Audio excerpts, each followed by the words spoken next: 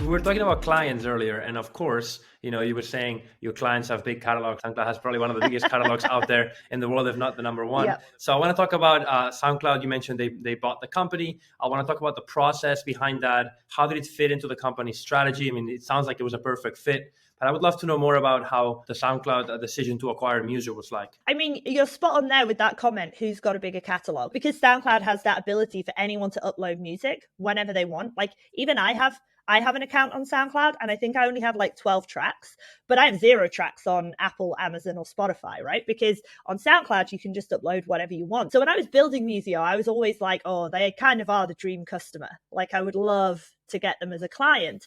And then fortunately, we were able to make that happen. And we knew that the big part of the challenge was going to be the size of the catalog. Previous to the acquisition, SoundCloud were a client, not one we spoke about publicly, but one that we had for about 1.5 years before the acquisition. And because really the challenge was they wanted to use the Musiio tagging data on their catalog. So we figured out how to make that work to the tune of several hundred million. For anyone who doesn't know the music tech industry that well, it is a relatively high acquisition space. A lot of companies do get bought and sold in this area.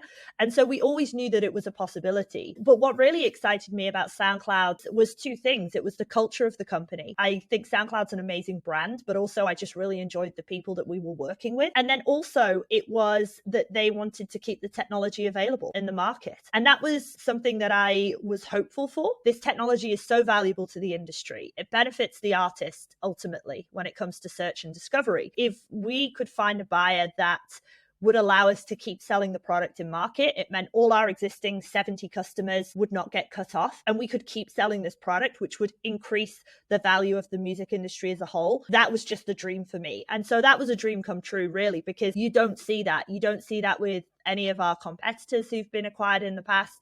And you don't see that as standard with some of the other big companies that are doing acquisitions. They buy it to switch it off. Congratulations. I mean, it sounds like exactly what you were like looking for in the beginning is what ended up happening, which for a lot of entrepreneurs, sometimes it's not the case, like pivoting sometimes is so important in entrepreneurship, but you had like an idea and you made it happen into reality to the best possible outcome. So that sounds amazing. And it also sounds like the company didn't change much. The goals of the company, the strategy, and your clientele, what you were doing, the team, did it change a lot after SoundCloud bought the company? We were based in Singapore, and then we moved the whole team over either to the London or the Berlin office.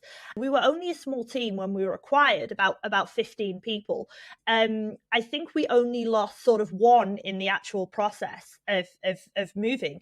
There really was like a high retention, and the intention was there to keep the whole team.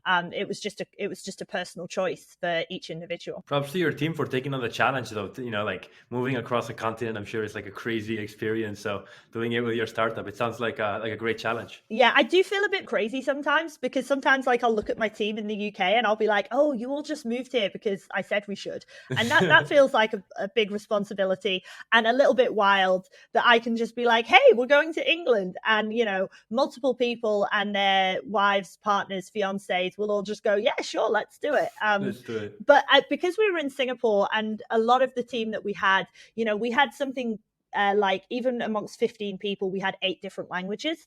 We were a very diverse team.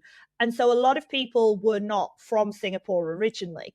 We had people obviously my co-founder was Swedish, but we had Americans, we had British, we had Russian, we had Indian. So I feel like a lot of people, if they'd already moved to Singapore, you suggest moving somewhere else and that's slightly less of a big deal. Because I'm like, oh, do you want to move again? And they're like, I've done that before. Sure, let's do it.